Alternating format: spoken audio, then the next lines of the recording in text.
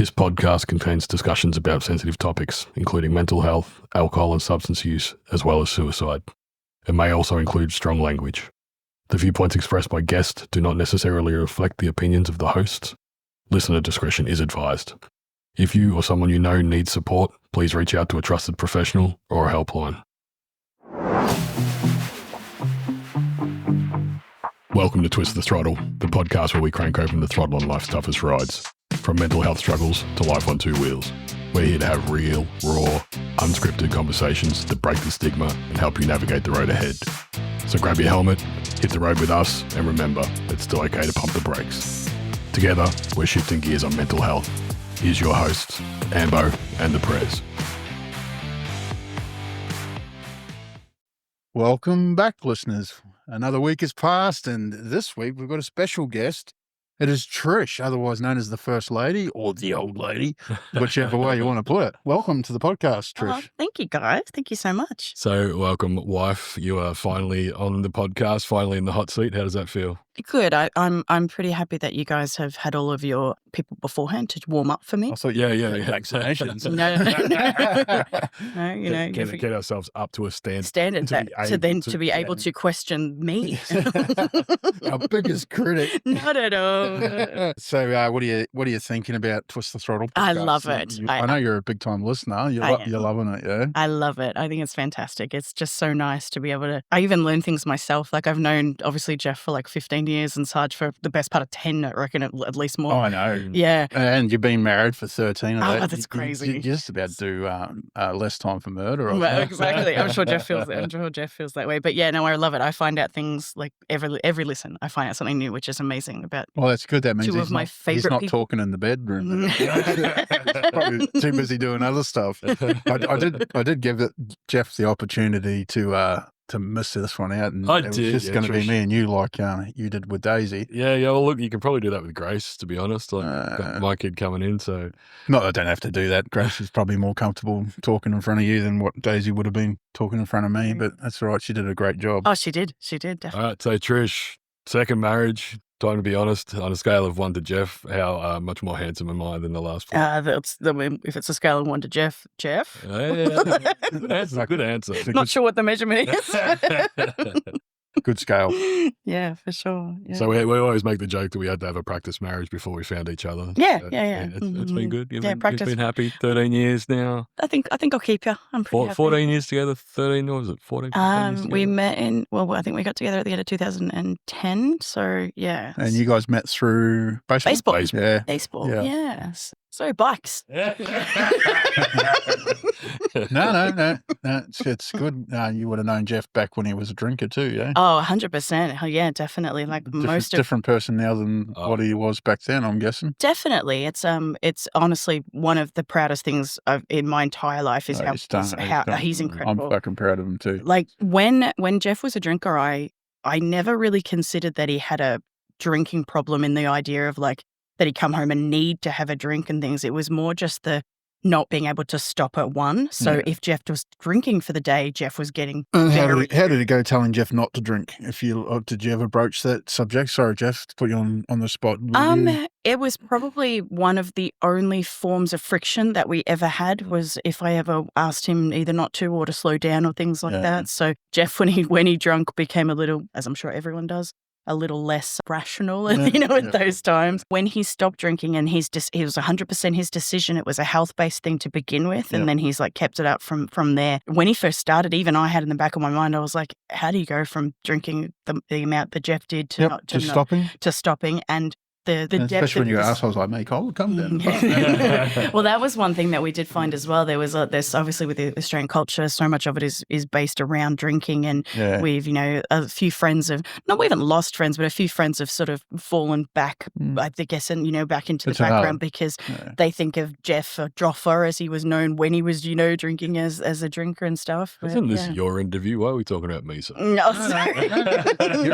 you're a big part of Trish. Oh, anyway, what's something that people wouldn't know about you, Trish? We all know that you're a bit of a gamer. Oh, yeah, I've got some questions about that coming up. Yeah. No, I was going to say, I don't think it's not that anyone doesn't know about me, but just the depths of the fact of the way that I'm a literal child in everything that I like. when it comes to like wrestling. I love it. Gaming. We go out with the kids and my kids just absolutely gravitate towards you, and because they play Fortnite. There's a couple of great photos of all of the kids hanging out on the floor with Trish. I think I'm just like sitting cross-legged, just like sitting there. And then what did you do? And then where did you drop on your second run? I absolutely love it. If you had a week to yourself with no responsibilities, what would you do? Game, read. You read it? I read, yes. Loving books. I would game, I would read, I would find good food. And does it have to be by myself or can I have you? If it's by myself, it'll just be texting you a lot. That's a different podcast.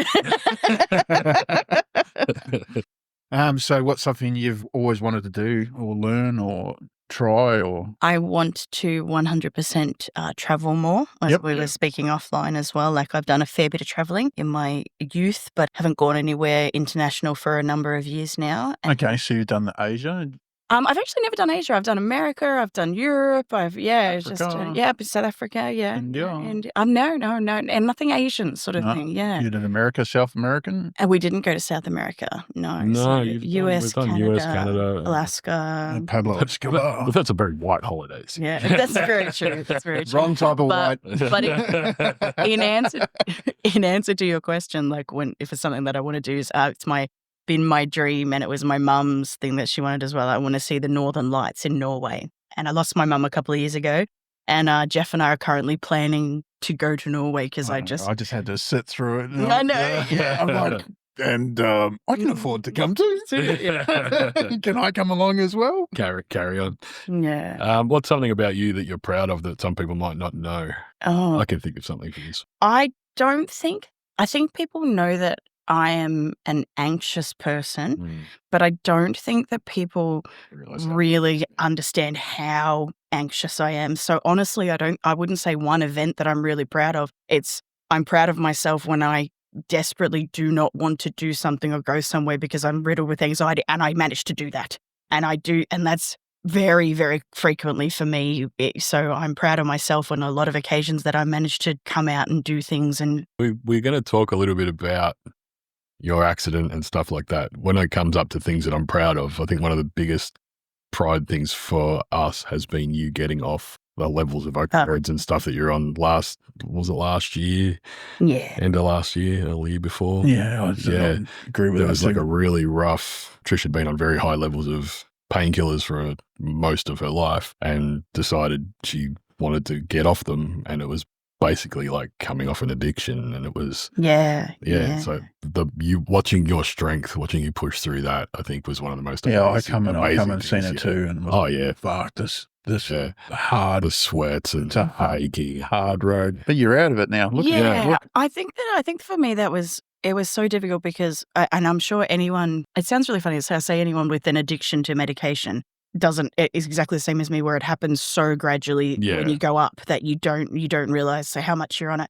But I think what blew my mind is that every drug I've ever taken in my entire life has been prescription. Yeah. So everything was controlled and pain management specialists, fully approved, authorizations for everything. And I still was able to get to the level that I had of painkillers. And you know what I mean? So I talk about the fact that I used to have an addiction, and I say that in inverted commas because it was never anything illegal. It wasn't anything illegal. I feel all the things that people feel when, like, my body still to this day craves it. Like, I wake up and I'm like, oh my God, like I literally in my brain go like, when is my next methadone? And I go, Trish, you haven't been on methadone for a year. Why? But my brain just goes, Just reminding myself that I'm not a smoker anymore. It's the same. I'm sure. Addictions, like your tobacco, your opioid, my alcohol, they're all the same thing. Absolutely. And people go, and it's weird how the brain works. Exactly. It really is. You've got to reteach yourself. But I think no matter what, those pathways stay in your brain forever. And it's just every day making that choice that that's not what I want to do or what I want to be. It's not me anymore. It's not me anymore. I've moved on from that. Yeah. So all right. So now it's time to talk about why you were on the painkillers there, Trish. It was I haven't really gone into a lot of the accident behind the stories. I know that you did have an accident when you were 18, I believe. If you want to divulge a little bit more information about that. So I was in a Take us through the day. Take us. Oh yeah. All right. So I was in a car accident. I worked in the evening. And I got a lift home with a friend. There was originally 5 of us in the car. It was a Volvo. Do you know the old one? Like, apparently that was one of meant to the... be safe cars. They're boxy, but they're good. Well, apparently if it wasn't a Volvo, things would would be different. Yeah. So there was 5 of us in the car. We dropped off my mate Dave at his house, and we were driving back to our place in Ascot Do you know the thing of like car accidents happen within like 2 kilometers from your house? 100%. Yeah. You're a couple of 100 meters, weren't you? Yeah. Yeah, so it was Epsom Road in Ascot Vale, if anyone knows it. I was a passenger sitting behind the driver in the back seat on obviously the right-hand side. The driver of our car ran a stop sign straight from a side street into the middle of Epsom Road. I remember looking up to the right through the window, seeing a dark-coloured sedan about to hit us, and then I woke up in about 3 or 4 hours later at Royal Melbourne. So my shoulder and my spine were crushed. My head was lacerated and I had 22 stitches in my face. I came good on everything but the shoulder. So my right shoulder subsequently in the 12 years after it required 8 different reconstructions of the shoulder. So every time I had a reconstruction, they increased the painkillers. You know what I mean? Every time, because every time they looked at it and went, well, she's been on these painkillers, we're about to do an incredibly invasive surgery. She's going to require more painkillers, and then they never seem to come back down. They just kept going up. So everything from transdermal patches, ketamine infusions in hospital, methadone was basically the highest point of what I was on, plus the transdermal patches with our fentanyl, which is I think the drug that's killed heaps of celebrities and things like that. So yeah, and you had a lot of trouble with the fentanyl patches because your skin reacted. Yeah, because one thing that opioids does is raise your body temperature consistently. So I was extremely hot all the time, and a transdermal patch is a patch that goes on your back, and then over the 7 days, well, mine was 7 days, but the hotter your skin, the faster it absorbs. So I was finding with the 7-day patch for the first 3 to 4 days, I was high as hell. And then they're like, 2 days. And you're in pain. 3 hours in pain. Yeah. So you did need it. I did. There's no denying that. Oh, 100%. And I always say that most of the painkillers that I was ever on never made me high because I was in so much pain. They just brought me to a level that I was able to function. You can't work while you're... I had a lot of years where I was not able to work, and a lot of places... Jeff, you kind of held the house together. 100%. Yeah. You had younger kids at this time too? No, not really. This did you know? Did you know Trish when the accident happened? No. Okay. We met. You were 27. 27. So good 10 years later. Yeah. Unfortunately, my lovely ex-husband Stuart sort of dealt with heaps of the surgeries and stuff, and I will always be grateful for the support that he gave in that time. Now, four or five surgeries since we've been together. Yeah. I've had So back then, was there TAC support?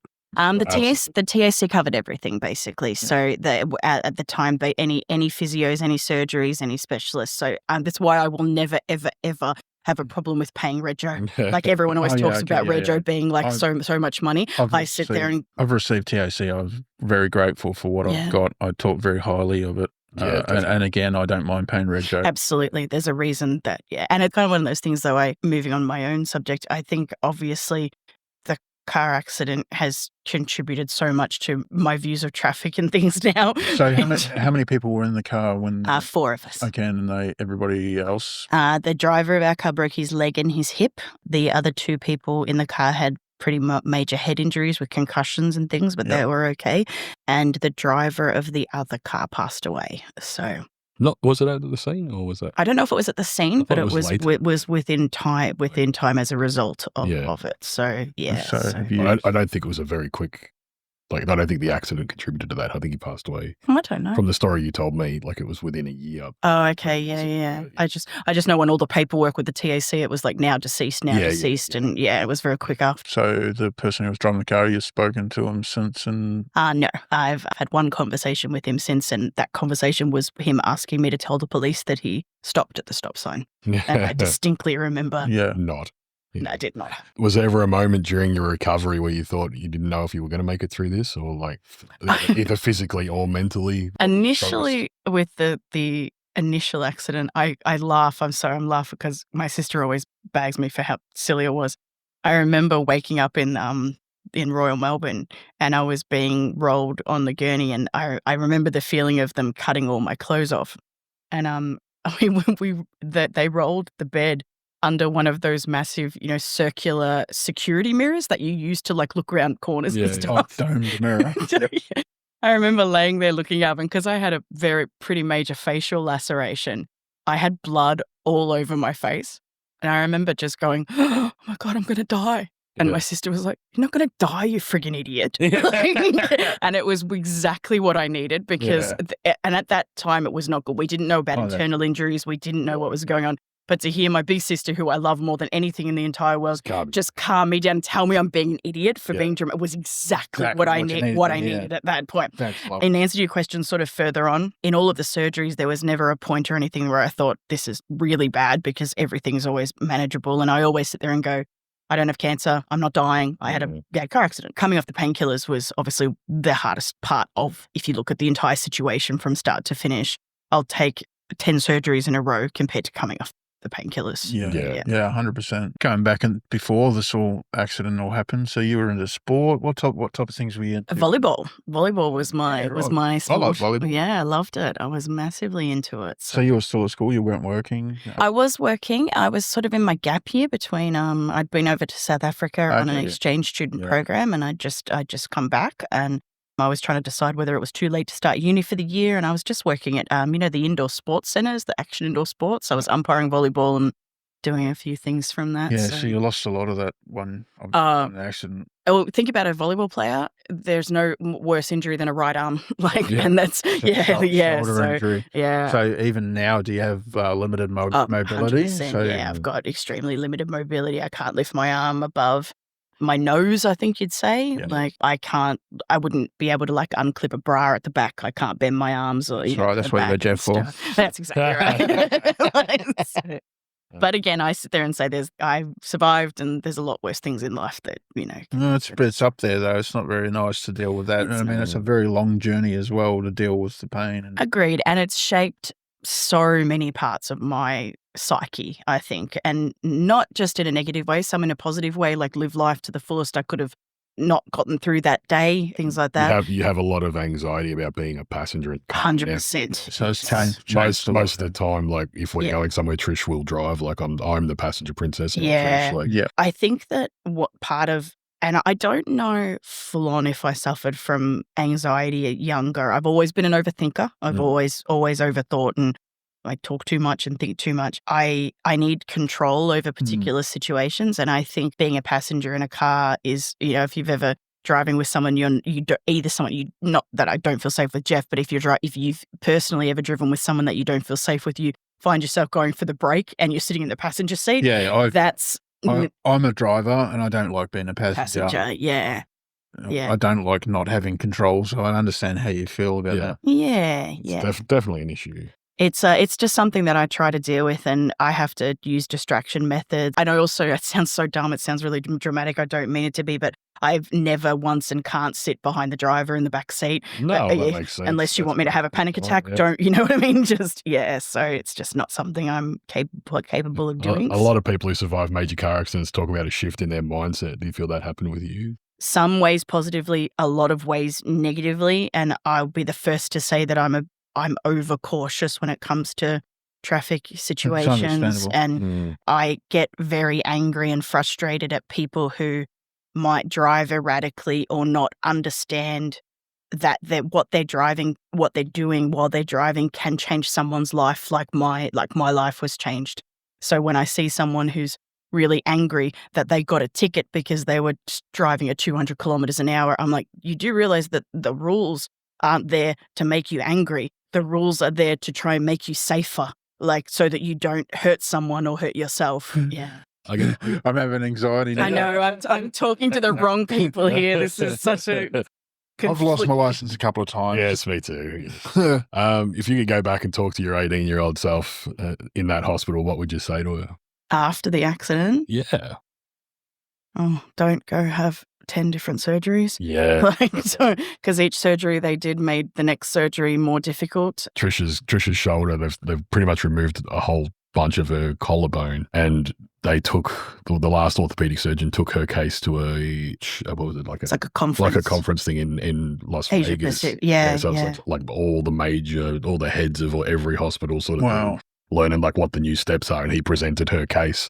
And every single one of them said she shouldn't have had that much collarbone removed. Right. Because there's nothing they can do now. Like it's exactly, it's gone now. Yeah, and they can't go backwards. And it's not a bone that they If it was the ball and socket, I could have a shoulder joint replacement, like a hip replacement. But unfortunately, because it's the AC joint, there's most people who have an AC joint injury, it's one and done. They'll have one issue with it one time, it'll fix it. Just think about how phones have changed, but the same thing goes with like medical procedures. You think 20 years ago, the things that what felt right then doesn't work. Yeah, and don't get me wrong, I don't blame my orthopedic surgeons, because the problem that was happening was that my collarbone kept breaking at the end. So every time they went in for the surgery, they'd clean up the bone. Yeah. And by cleaning up the bone, they'd take out the fractures on the end of it.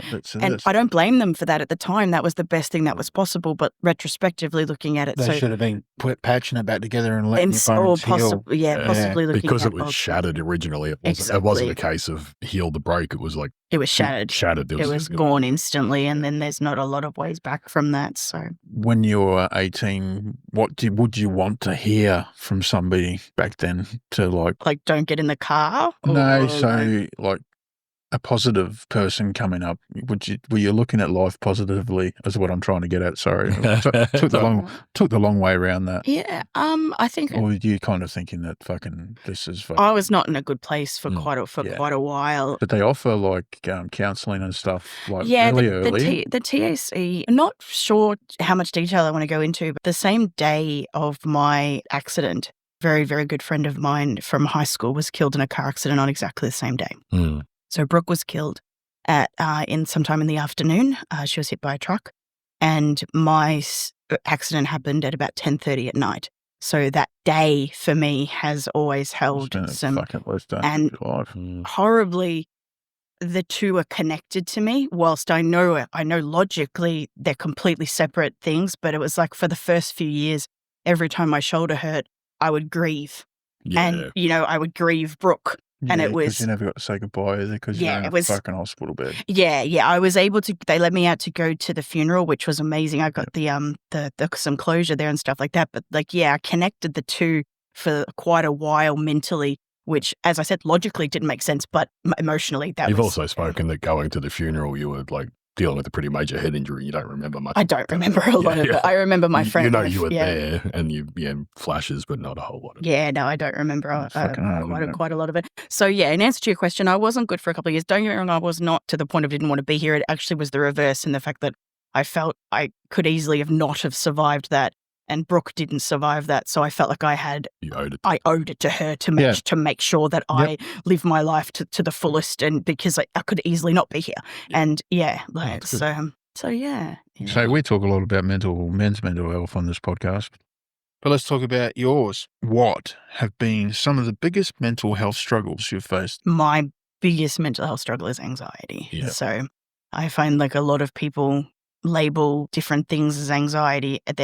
And I'm not discrediting different levels of anxiety, but I suffer from the type of anxiety where physiologically my body changes. So I literally want to vomit. I hyperventilate. I have full-blown panic attacks. Yeah. And I tend to, something for someone else that is a very small decision for me is I overthink everything. I go too deep. I go too much, and I can tell myself not to, but I do. And it's created for me a lot of issues when it comes to trying to go out in life and experience things. I hover between that. I just want to be comfortable but I want to go out and live my life. So yeah, we were just seeing you out and about doing the tattooing thing the other day. They're freaking amazing. Yeah. Good fun. I know getting out there and being a part of the world, you can't be trapped in your house. Yeah, definitely. And I can't credit Jeff enough with that. He dances that line between knowing that I need 100% time where I can't do things, but sometimes he needs to give me a push and then I thoroughly enjoy my evening. A nice reminder of the next question was what's something that's helped you through tough times, and obviously I've just got the answer there, right? So Jeff. So yeah, I don't think I would have gotten. No, that sounds dramatic. I wouldn't have thrived as much as I have in the last couple of years, and definitely the club has helped with that as well, because I've met some amazing, lovely, kind, beautiful people who don't judge me and who understand that I have some issues. We all love you, Trish. Oh, thank you. They might not understand the extent of the shit that's going on in your head. Yeah. It sounds, I don't want to be dramatic. It's the words crippling anxiety is probably a good way. It cripples me. I can't do anything or go anywhere. We have a group of friends at the moment that like I'll make plans and get everyone together, and then on the day I'll be like, "Well, I can't come today." Like, it's like, and they don't question it; they know why. Yeah, but I'm really aware as well of trying not to stop Jeff from going out and doing the things that he wants to do because I'm having issues and things. So it's a lot, there's guilt that is associated with it and overthinking in that way. So yeah, like I have to mentally prepare myself for things. And Jeff understands this. So basically if he got home on a Wednesday night and said, come on, we're going out to dinner, I can't do that. Yeah. Like I in my brain, I had what I was planning on doing for the evening or what we were planning on doing for the evening. And I really struggle. So what I try to do is make sure that I know what's coming up. I know. And sometimes I just have to tell myself, you can go out to dinner, Trish. It's just because it's different to what you had planned doesn't mean it's bad or wrong. It's funny because my ADHD, I can be quite spontaneous. We're of an interesting pair. It's just completely the opposite. So like it's very hard to plan spontaneity. Like, I have to give Trish a clue that, hey, maybe sometime next week I want to take you out for dinner, and then I come over on a Wednesday and I go, hey, we're going out for dinner today, and she's like, all right, I've planned, mentally prepared for it. More specific coping would be I do the grounding exercises, which is basically looking around you. Just look at something you can see, something you can smell, something you can taste, something you could touch, and it just brings me out of my head and puts me into that moment at that time. And then I just try to rationalize to myself and go, Trish, you can go out to dinner. It's fine. Yeah. Just telling myself to stop being silly or telling my body to stop being silly to panic. Starting to have flashbacks of Daisy having a bit of anxiety problems. Yeah. And really. I saw a funny comedian the other day that was saying that like his whole life he didn't realize he had anxiety. He just thought he was really polite. Yeah. And like people tell you all the time how polite you are. It's more like because you're so panicked about what someone's going to say. Absolutely. Trying to be as nice as possible. Like, so, like people who are really polite. Oh, maybe Daisy doesn't have it because you're fucking rude. Hope you're listening, Daisy. Yeah. I have the thing where people have always told me my entire life that I talk really fast. Yeah. And it's something I've identified in the last few years as 100% anxiety. Because I'm scared of what the person's going to react or say. I want to get as much information out to them as possible to just make sure that they're not going to freak out or not, you know what I mean? Like, there's... We have a hand signal that I use to slow Trish down. So it's like, all right, we're still here. Like, what's something you wish more people understood about mental health? That every single person is different and that no matter what they're going through, even if you've been through something similar, it's great to connect with them, but each person is individual. If I experience anxiety and Daisy experiencing anxiety could be completely two different things. And whilst I very much appreciate it when people might say to me, oh yeah, I suffer from anxiety too. Sometimes I sit there and go, if you can say, oh, I suffer from anxiety too, I'm like, I'm not sure if we're experiencing the same thing here. And that's not making mine worse or less or anything like that. It's just different. So I've got a OCD. Yeah. I put a green box on a green truck and that's it. I'm fucking set for the day. If I do nothing else for the day, I'm happy. I've satisfied my OCD for the day. I'll put a green box on a green truck. Yeah. I think it's quite funny because if you see my office at work, everything is where it has organized. to be. Yeah. Living with you, that's impossible. Yeah. I always say to my kids, everybody's got their own little personal quirks. Everybody's weird in their own different way. Oh, people think I'm weird. Well, cool. I think I'm weird and I know I'm weird. Exactly. I love own weird. it, lean into it. That's it. Don't be weird that people go, ooh, I'm staying away from you. But did you ever find it difficult to open up about your struggles, or was it something that came pretty naturally? Definitely, yeah, because I very much and still to this day feel like there's something wrong with me. Like I know that I'm not normal. Like sitting in this room is my husband and one of my best friends in the entire world, and we had like an event the other day, I think, where we were supposed to go up to a friend's house in Kilmore. Yeah. One of our members was having a party there. The whole day we were planning on, it was going to go, and I could not go. Yeah. And I was so gut-wrenched that I was letting Ambo down. Yeah. And he's one of my best friends in the entire world. Right. And so it's like if one of the closest people in the entire world. So think about what that means, like when you've got people who don't understand me or understand that, and it's very hard to open up about something that you feel is not normal. Yeah.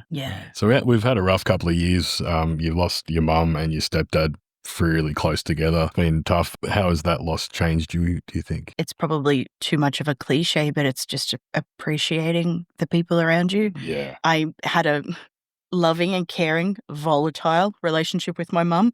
Loved her to death. Beautiful person, but we clashed, as I think a lot of mothers and daughters do. When my phone you said something really nice last night at dinner with my mum was when your mum passed away and everyone, like at a funeral, everyone's always talking about all the good things and all the great things. And you're like, no, there was shit as well. Like we have to talk about the shit as well. Otherwise, because it was part of her as well.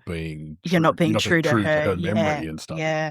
I struggled with that. If you put her on this pedestal, it's not her. It's not her. Yeah. And she did amazing things. She was great. She was a beautiful person. I just wanted to also drove you mental. Yeah. And in answer to your question, so like when she was with us, my phone would ring with mum's mobile on it.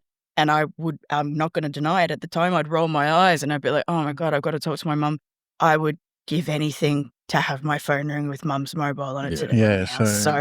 So yeah, all I can say is that even if they annoy the crap out of you or, just you've only got single parents. I haven't experienced that. I lost my little brother. I've spoken about that, but I haven't felt the pain of losing my parents, and I don't think I ever want to think about it. Yeah. And I lost them within a year and a half of each other. Yeah, right on top of each other. It's crazy. Yeah. And it was really hard. And my sister is my favorite person in the entire world, bar Jeff. I'm sorry, she may even still be more. No, you have to deal with it. I'll take it. Yeah. And I like Kelly more than I like me too. And just the strength that my sister has to have gotten through and look after me my entire life. Yeah. So what's been the hardest part about navigating your grief? Reconciling anger and guilt. Yeah. Because don't get me wrong, it makes me sound like I had fights with my mum every week. Not at all. We just had unresolved things. And I used to think I've got all the time in the world to resolve these things. And for the listeners who don't know, my mum died of a brain aneurysm. She wasn't sick. She wasn't unwell. It was just instant. She was like literally planning holidays. And stuff. She had holidays booked. She was literally playing at her computer and she had a brain aneurysm and she passed away. So it was reconciling what I thought I had time for, realizing that that's gone now, and dealing with the guilt that I had with not telling her every single day that I loved her. I remember the day that happened, Kelly and Rowan, your sister and partner, called me, and I was like, fuck, like it was completely out of nowhere and really knocked us about. And I was like, have you spoken to Trish? And they're like, no. And I'm like, do you want me to? Like, I don't want to look at this news. Like, that's fucking horrible. And yeah, you were out shopping at the time, and your sister, I'd had a pain management appointment in Geelong, and I wanted to go to I went to Pop Culture. Love that store, amazing little store. We'll get on to happier topics soon. Yeah, I was in Pop Culture just shopping, and Kelly called me, and I was like, I barely even remember it.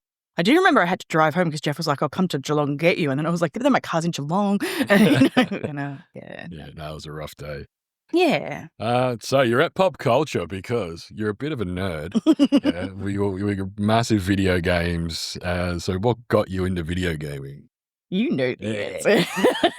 Jeff got me into video games. So one thing that I will say is 100% my whole life I've been a reader. I love reading. My genre that I've always loved is like high fantasy. Massive Lord of the Rings fan, like Harry Potter fan if you want to go through the tropes, but like more specific little ones. And my little brother loves Harry Potter. Oh, really? Yeah, that's awesome. And Ezzy likes it too, which is good. Oh, it's so good. Yeah. So, and for me, growing up, obviously, child of like the 80s, video games to me was like Mario and like Sonic and stuff like that. And when Jeff and I started dating, I remember specifically he was playing Red Dead Redemption 2, which is like an old Western. It was the first one. It was actually the first one. Oh, it was Red Dead Redemption. Sorry. Yeah. So Red Dead Redemption. and it's a Western one with like all the shooting and like cowboy shit. Yeah, and like I remember like going over to his house to like hang out and stuff like that, and he was playing it, and I had never seen the game, the medium of storytelling in it. So I'm thinking like Mario, you punch rocks. So you weren't a gamer? No. No, I had not. I was not a gamer before I met Jeff. You're a gamer now. Yeah. Oh my god. So then I'd watch him play, and then I remember we played for a couple of days, and we're just chilling, eating, just listening to music, and then also he was playing. I believe this was before we were actually dating. We might have just been friends, maybe coming to hang out, just hanging out. And then like I went to work the next day, and I texted him, and I was like, "Can you not play that game today while I'm not there? Because I really want to know what happens." And it was like an opening up to me to realize that gaming is like I'm reading a story. It's like, do you know what it is for me? It's like an old choose your own adventure novel where you pick what happens. That's what a game is. And if specifically for me, I love RPGs, which are role play games. Yep. Yeah. So I love being a character in a world that you run around and get to do. My favorite game of all time is The Witcher. Yeah. So The Witcher. And I've seen all the pop culture. Oh, I'm a bit obsessed. But Jeff introduced me to The Witcher originally. I've read all the books. I've played all the games. I've got a Witcher tattoo on my arm. I've got everything. So that's a quest-based game? Yeah, definitely. It's an action and it's got RPG. it's like a tree as well. You can pick a different. Yeah, you pick all your skills and things like that. So yeah, it's pretty interesting. I've sat down there and watched. Trish. I get right into it as well. Trish has played over 1,200 hours or something like that. Something. Oh, more. Is there multiple per play? Multiple seasons? No. This one's just one game. A story-driven RPG. Yeah. For me, it's about comfort, and it's about being in a world that I have. Again, it always goes back to control. For me, it's control. I control the world. Jeff always laughs at me. He goes, "How can you play the same game?" Don't get me wrong. I don't just play The Witcher. I have many, many games that I love to play. But I'll finish a game and then I'll pick up, I don't know, Mass Effect or Skyrim or something like that, or Uncharted. Go back and play the same game. Whereas Jeff cannot play the same game twice. Once I know the story, I need to move on to the next story. But you'll play the game and you'll try a different path. I'll try a different path. I'll do different things. The familiarity of it. I like the worlds. I like being able to be in it. And so what do you look for in a game? World building, story. It's all about story for me. I would play a game. The characters, because I've seen some of your characters. They're pretty sexy. Yeah. I make hot characters. What can I say? If you can live in any, Ewan, come and have a look at this character. Fuck, she's hard. Think about it. Yeah. If you could live in any of the worlds of the games that you've played, what game would you want to live in? Because I love like older style fantasy. Not many of those. If you're not a king or a queen, you're probably going to die of syphilis or something. So, way to pick a sexually transmitted one. Yeah, thanks. Yeah, something for the fun of it. I don't know. I've never actually considered that, but obviously The Witcher. Is there any new games that you play lately that have pulled you in? I'm excited about the next Assassin's Creed coming out. I played Assassin's Creed Shadows. I get stuck. I have to bring you around so you can get me cracking again. Yeah. The last Assassin's Creed that came out, the one before the sort of expansion, was Valhalla, and I obviously am massively obsessed with Vikings and Norway and stuff. So that was. I kind of have a husband who looks a bit like a Viking. I'm in the Old England one. What's the Old England one? Syndicate, I think. Syndicate. Yeah, that's the one. Yeah, that's the one. I really enjoyed that game. It's good. Yeah, that was really cool. And I like the newer ones. Probably if anyone's listening to this who are hardcore early Assassin's Creed fans, they don't like the newer ones. They're a different style. The other way around. Yeah. But I'm the other way around. I like the newer ones that have come out. I love people go, they're too big. Too big for me is just, that's a whole world I can go play in, So with our recent holiday, you've fallen back in love with reading and your newfound spicy romantasy book. Romantasy. You just taught me this word the other day, so I'm using it. Yeah, nice. What's been your favourite book so far? I've been reading, I've just finished the 3 Fourth Wing books. If anyone knows, it's about dragons and magic, and it's just amazing. It's just, I think my mum... And lots of sexy times, My mum has fucking books galore, Trish. You have to come around to her house. I would love that. I think she's given away a lot of them. Yeah. I'll find out more information, but she's got all those romantic comedy things. Not comedies. Yeah. I fucking couldn't think of anything worse, to be honest. Reading's hard. I think that reading is difficult because it takes its time. Like I'm quite a fast reader where you have to allow yourself to have a few hours to read. And in I'm time poor. Yeah, exactly. Yeah, so that's my thing. So, do you think books and games can be the same escape, or is it a completely different experience? no, for me they're very similar. Yeah. For me they're similar. Like it's a genres. Yeah, definitely. I get lost in the world and lose hours and things like that. So, If you could write your own story, game, or book, what would it be about? dragons, because they're fucking awesome. All right, we're banging on for ages on this one. I kind of tried to make this a bit of a longer interview because I knew I'd only get you on here once. Yeah. So let's talk about your actual real love, your Mustang. Oh, okay. Where is it? What's going on? And let's not talk about this. What's the hold up? All right. So I ordered a new GT Mustang convertible 2 years ago, and it was supposed to arrive in the country on the 9th of January.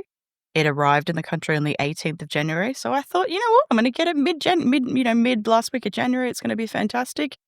And it got quarantined along with 900 other Mustangs. I used to work at the wharf, and when it gets quarantined, it's coming from overseas, obviously USA, and it's along the way it's got seeds on it. So every car comes in like a bag, and it's got like cellophane over the wheels and stuff like that they've got to take everything off. Yeah.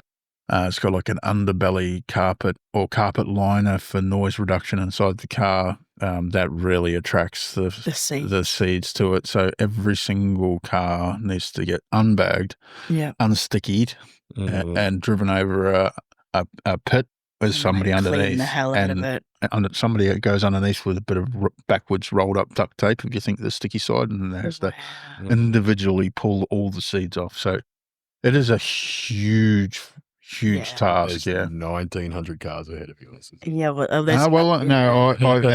got a mate that works on the wharf, and I've kindly rang him up and said, amazing that you've had that contact. How's it going? Put it right at the front of the batch, but unfortunately they do it in like a big bulk. But hopefully yours will be the first on a truck. Fingers crossed, because I'm excited for it. I've been very excited for it. Why Mustangs? What got you excited about Mustangs? So originally I fell in love with a Camaro. Like I love that. Do you remember the Camaro convertible? Like when I worked at a Holden, like 15 years ago, if not more. Transformers. The Transformers Bumblebee, but specifically I loved it in black. So when I worked at Holden, they were being made at the Port Melbourne facility, or at least being developed there. I did a lot of the purchasing and buying for them, and I just loved it. It sort of started my love of the American muscle car, sort of. Have you driven a Cadillac? I have not driven a Cadillac. No. I've driven a Cadillac. That is awesome. Fucking awesome. That is cool.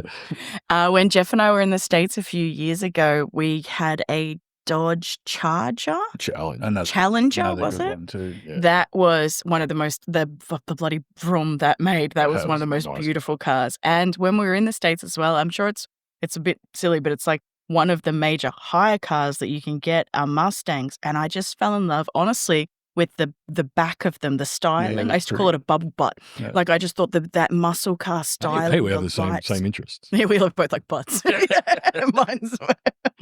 So you're a bit of a rev head. I don't know a huge amount about cars. It's more about the aesthetics. Oh yeah, the prettiness. Yeah, exactly. And the sound. Yeah, the smell. Exactly.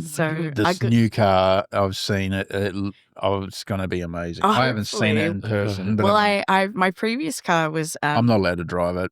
Yeah, I'm not even going to let Jeff drive it. So I had my previous car was a Mustang as well. I had a 2018 EcoBoost black convertible. So the EcoBoost is the 4-cylinder. Yeah.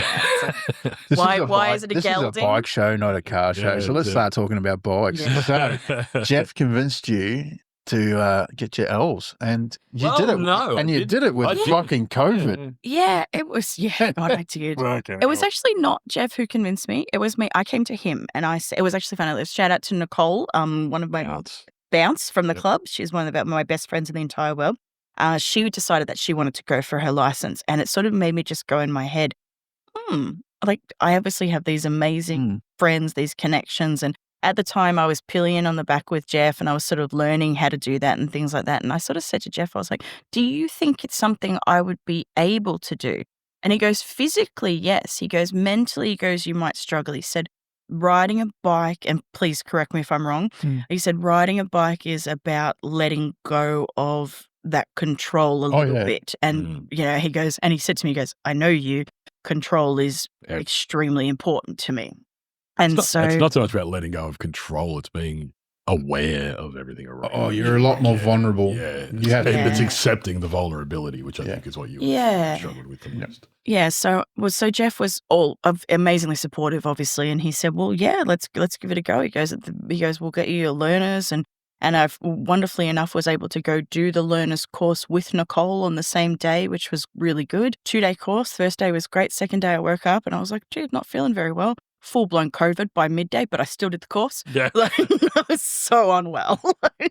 Passing your license before passing out was very funny. Yeah, it was crazy. Then we sort of went a bit whole hog and we bought me a Harley Street 500. Yeah. It's beautiful. I will not take any shit for it. I hate you people for bagging me for having a street. No, that's right. It has its place. I love it. I love it. For a learner's bike, if you want to get into the Harleys. It's a cruiser. It is a cruiser. Yeah. It's a good bike. Well, they've got a newer Harley that's a 350. But Harley, I don't think... Harley don't even build them. They just badge them. Yeah. It's actually a Benelli. A Street 500 is actually a Harley, yeah. Yeah, okay. Yes, it is. Yeah, okay. It's got a badge. I've seen a few that can be customized and they look pretty good. Look, yeah, they do really good on the aftermarket stuff. And I went with the black on black on black. So was there any actual part of riding that you did enjoy? I know you... So I guess I should give like a little bit more background. So I went into it going, I'm 100% in this. I want to do this. I want to enjoy this with my friends. I had a little bit of the FOMO from all my friends and, doing this and I wanted to do it. And so I went all in and I got the jacket and everything. Yeah, I got a jacket, which I love. Yeah. So when we started riding, I sort of had a lot of anxiety, and that's not new. That's just Trish. I have anxiety. That's what I do. And I was finding that obviously I was overthinking so many things. And I said to myself, I was like, yeah, but anyone does this. When you learn to drive a car, it was like this. Like you just got to calm down and breathe and learn to enjoy it. I like that, Trish. Yeah, that was I was trying to do it. And Jeff and I always had comms. We had the helmets that spoke to each other.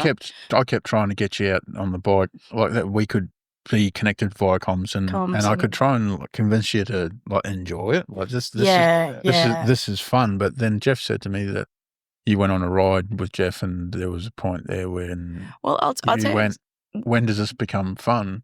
Yeah. And Jeff was like, if this isn't fun it's never going to be fun. That was a ride to Port Melbourne on a 27-degree day, no wind, hardly any traffic, riding along the beach in Port Melbourne. And she was like, this sucks. And I was like, I'm not going to enjoy it. Do you know what? I was having the most fun I could ever have. I was like swerving all over the road. Do you know what the moment was for me? It was we went on a ride with a few friends of ours, and there was I pushed you too hard that day. It was okay, but what happened was, and this is more of what happened in my head. We had a particular event. Like I think we went from like Point Cook. Sorry for anyone who doesn't know exactly where this is, but we were going from Point Cook to like Gisborne, and we went sort of the way that the road captain of the who was leading the ride at the day, I think it was our awesome mate Chad. Chad like sort of went through like Hoppers Crossing. We took back roads. And I remember on the comms, I said to Jeff, I was like, because I was anxious and I was nervous and I was trying to do the right thing. I said to him, I was like, why are we going on all these back roads? Why can't we just go around on the freeway? Like that would get us there much faster. Jeff's like, because people who ride bikes, babe, aren't about getting there faster. It's about the ride. It's not about getting it over as quickly as you can to then be able to get to where you are. And it was like an epiphany in my head. I was like, in my mind right now, I just want to get to where we are so I don't have to be riding anymore. And that's when I said to Jeff, I was like, I've been doing this for like 10 months now. Did you find that your anxiety was getting worse as you were getting further away from home? They're like thinking that you've got to actually turn around and fucking come back. Yeah, definitely. I think for me, it was also, you guys probably experienced this. Tell me if you don't. I found riding to be quite painful, not acute pain like, oh my God, it hurts. If I did it for more than 40 minutes, my entire body would hurt. It's because you were so tense the whole time. My hands would hurt, my wrists would hurt, my arms would hurt. There was never a moment. Death grip. Never a moment where Trish was just relaxed and sitting on the bike. And it's really interesting because like I talked to Jeff and I talked to you, Ambo. We'd talk about, and I talked to Nicole, I talked to every Cheryl, and they'd be like, "Oh, it was so much fun today. We were just out cruising. It was just you the want to most experience that as well. Yeah, I just sat there and I went, I've never had that. And I've never even come close to that. When I kept going, yeah, well, I really want to, because my friends ride and I really want to be part of it. And I enjoy the fact that I'm part of the crew. And and everything that I said, why I wanted to, had nothing to do with actually riding. All of the reasons I wanted to keep doing it was just to be involved and to with the people I love and the people I care about. The actual riding part of it, shit myself every time, every time. And that was my answer. And then obviously we went on that ride to Port Melbourne, and Jeff was like, if you don't enjoy this now, you're not going to. But I do want to sort of end this conversation here with, though, just because that was my experience, I don't want to take anything away from the people that I love who ride and new people coming into riding. I've got a lot of shit in my brain that made it not something I could do. I don't want to scare anyone away from it. It was a completely personal experience. And of course. Yeah. So moving forward, so what's it like being the wife of the club president? Oh. Do you take the first lady job pretty seriously? Absolutely. Old lady? I prefer first. You know, yeah. you're his left hand, I'm his right hand. Exactly. I'm there to keep him safe. Yeah, that's right. And you're there to keep him in check, yeah? I love it. Obviously, I love the club. The club is one of the most amazing things I've ever seen. Like to see Jeff go from literally an idea of what he wants to join to then going, I can't find something I want to join. I'm just going to create it then. And then to see each individual member who's come on board and to ask all the questions, like I laugh at the first lady. I'm just very, very happy and proud that I can be part of such an amazing crew. It really is special, isn't it? Yeah. I think that as the wife, though, of the president, I have a unique perspective of the club. I think that Jeff is obviously very emotionally driven when it comes to a lot when it comes to the club. And sometimes he might need a little bit of logical discussion about whether something, not that my opinion's always the right one, it's just sometimes it's just nice to talk it through. I know. I get it sometimes. She wants to be a part of the club, but she's not a rider. But I'm not a rider, so. You're not a member. You're Trish, you got to stop. Calm down. Know your place. I think that even different members of the club don't see how hard Jeff works and what he does on this. He's shaking his head. He doesn't want to, but this is an opportunity to say, I don't like people who are like, oh, I only call Jeff once every couple of days. Okay, well, if you've got 30 members and 30 members call Jeff every couple of days. Yeah, I know. It's a lot of people. That's a lot of people. And it's great. He loves it. That's what he does. Hey, but I know you guys are listening to this, so you can call me too, yeah? You don't always have to call Jeff. Yeah. I mean, I might be a little bit more harsh and go, fuck, what the fuck are you calling me for? But my ear is there if you need to talk, yeah? Yeah. I think sometimes I just get a little bit, protective of Jeff because I know that he also suffers from his own mental health issues. And sometimes I think that he takes on a lot of other people's issues, which is beautiful and kind and caring and lovely. But sometimes I think he just needs to point it out, babe. You got a lot on your plate right now. Maybe just step back a little bit or take some time to yourself and things. He's terrible at taking that advice, but I still say it. So how do you think the Twist the Throttle podcast is going? It's friggin' amazing. I know you're an avid listener. You've listened to all their episodes, and you've even got a guy at work that listens along and gives you advice. Shout out to my Jacoby, Jacob. 2 weeks in a row, mate. Yeah. No, he's beautiful. He loves it. So where do you see it growing in time? I honestly think that you guys have something special here. I think I really do, and I'm not just saying that. I think that both have unique personalities. I think you've both got very good voices for podcast, which I think is amazing. I don't think so. I don't like the sound of my own voice. Nobody does. Nobody does. I'm going to listen to this and I'll be like, oh my God, that wasn't me.